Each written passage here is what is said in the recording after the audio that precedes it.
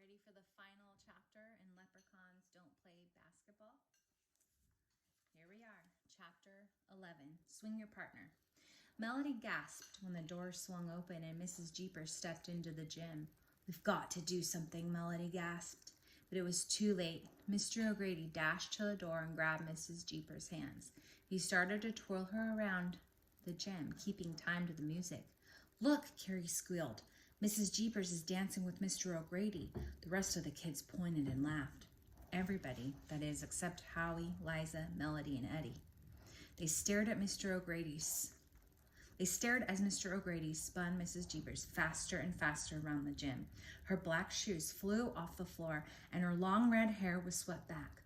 "He's going too fast," Liza cried as she headed for the dancing teachers. "Mrs. Jeepers can't reach her brooch." "He's going to snatch it," Howie warned. "Not if I can help it," Eddie yelled, following Liza. Just as Mr. O'Grady reached for the sparkling brooch, Eddie dived and grabbed the little man's ankle. Mr. O'Grady went crashing to the floor. Without thinking, Liza plopped on his chest. Mr. O'Grady gasped and looked straight at the little girl holding him down. Liza stared back at the blue eyes of the wrinkled little man. "Don't look away," Howie shouted. "Whatever you do, don't blink." Liza took a slow breath, but she kept her eyes on Mr. O'Grady. "It's working," Melody said from behind her. "He can't take his eyes away."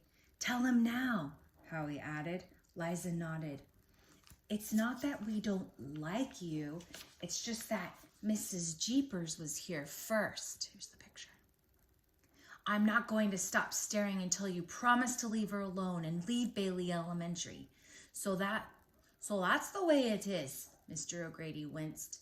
Mrs. Jeepers towered over Mr. O'Grady and Liza. Her green eyes flashed, and she gently rubbed the green brooch at her throat. The stone seemed to glow as she spoke. "The children are correct. A school is not the proper place for your shenanigans."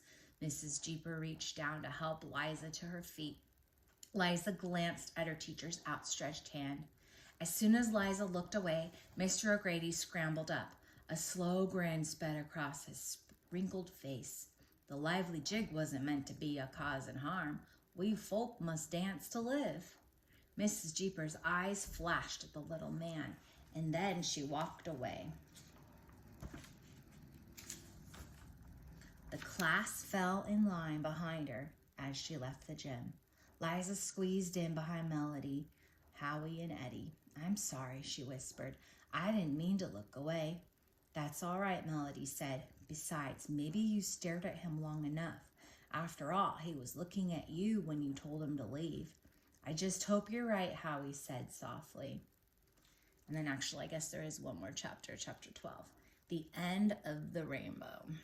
It started to sprinkle shortly before lunch, and angry storm clouds dumped sheets of rain during math. Mrs. Jeepers didn't mention her strange dance in gym that morning, but she did seem more cheerful.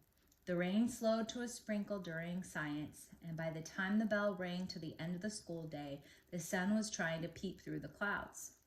Melody, Liza, Eddie, and Howie stood under the oak tree. Big drops fell from the branches and plopped on their heads. "Look," Melody pointed, "a rainbow." Liza, Howie, and Eddie looked to see a full rainbow arching across the sky. "It's beautiful," Liza said. "I wonder if it really does lead to Emerald Isle." "We'll know tomorrow," Howie said, "if Mr. O'Grady is gone."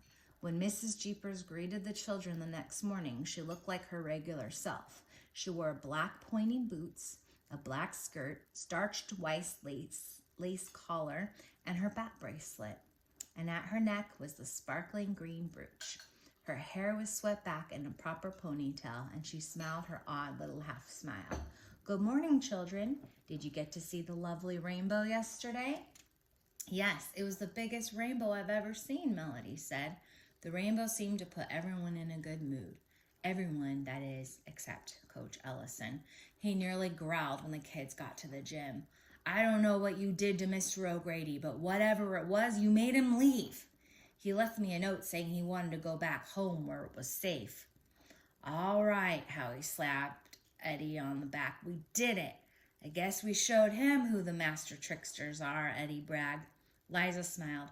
I guess Bailey Elementary isn't big enough for a vampire and a leprechaun. Melody giggled. I don't think Bailey Elementary is big enough for a leprechaun and us. And I think that might be the end. So this was called The Bailey School Kids. So if you want to read more of these books, they seem kind of fun and easy to read. All right. Bye.